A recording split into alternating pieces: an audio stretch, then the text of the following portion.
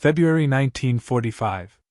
The Barents Sea lay under a sky the color of oxidized steel, a flat lid of cloud pressing down on the water. Ice drifted in long, broken plates, grinding softly as currents forced them together and apart.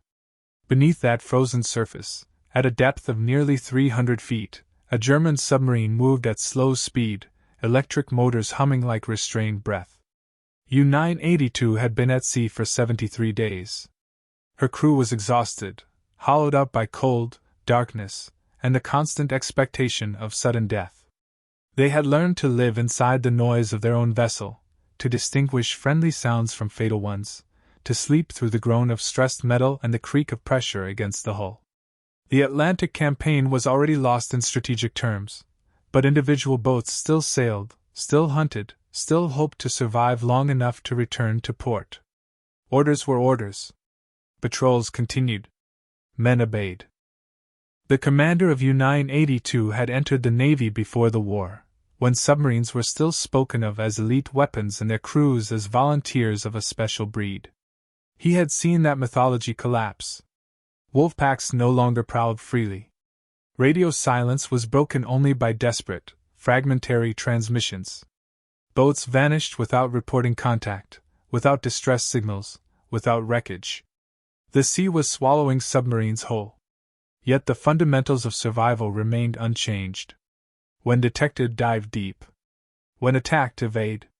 When the enemy passed overhead, turn sharply, change depth, and disappear.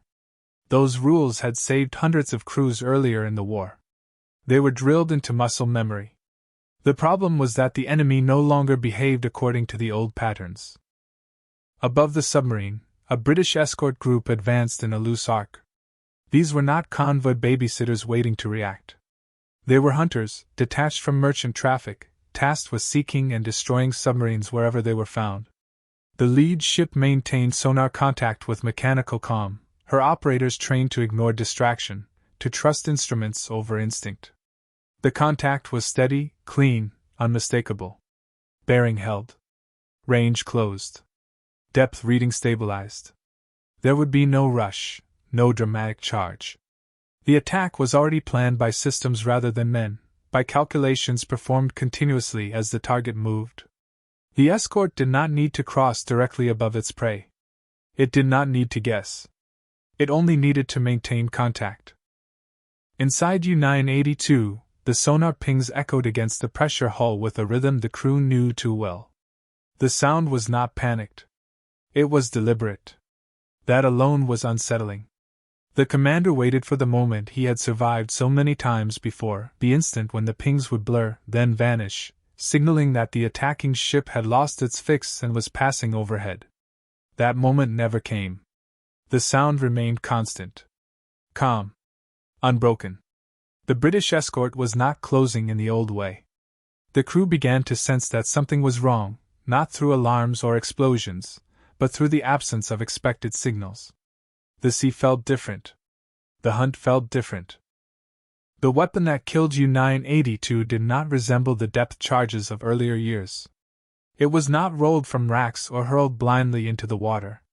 It was projected forward, ahead of the attacking ship, while sonar contact remained intact.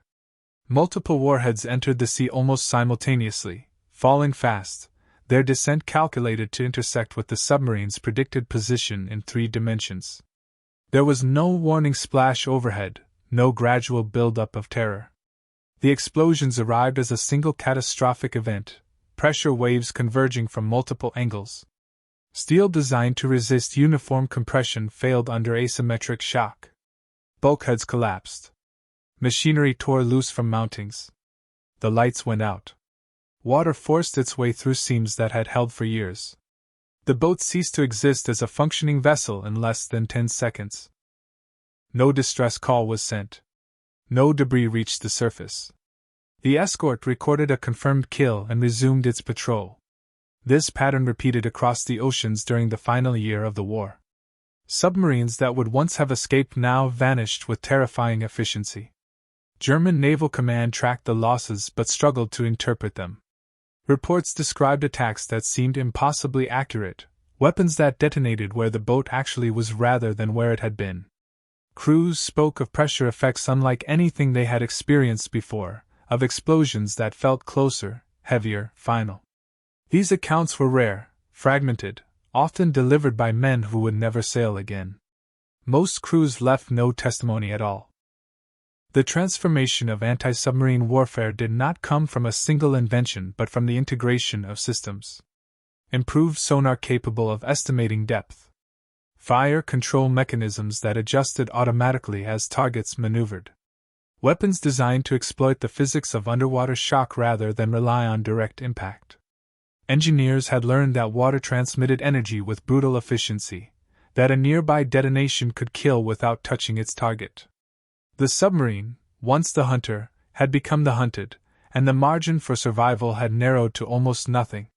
Experience, skill, and courage still mattered, but they could no longer overcome mathematics. For German crews, the psychological toll was devastating. Earlier in the war, survival often depended on nerve and discipline. Men endured hours under attack, emerging battered but alive, confident in their ability to outthink their enemy. By 1944, that confidence was gone. Attacks ended quickly. Either the boat survived almost untouched or it was destroyed outright.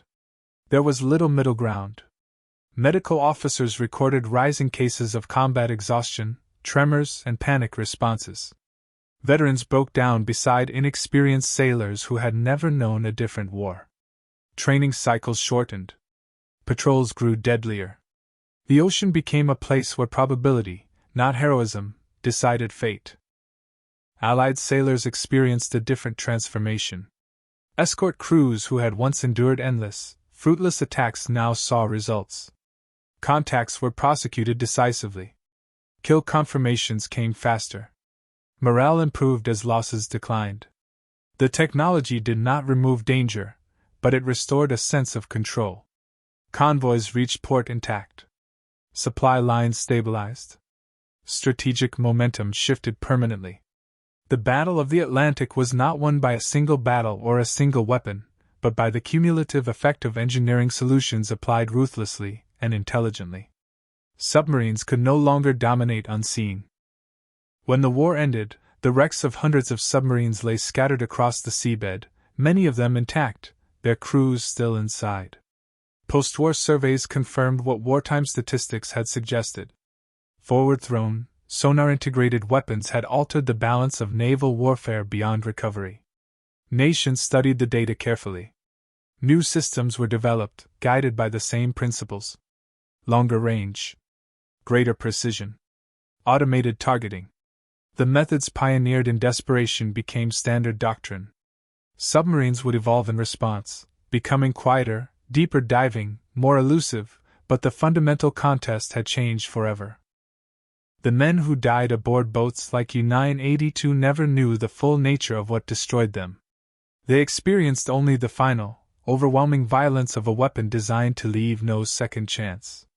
Their absence from survivor testimony is itself part of the historical record, a silent confirmation of effectiveness. Engineering does not mourn. It calculates. It solves problems. In the final years of the war, British anti-submarine innovation solved a problem that had threatened national survival. It did so quietly, efficiently, and with consequences measured in lives saved and lives erased beneath the sea.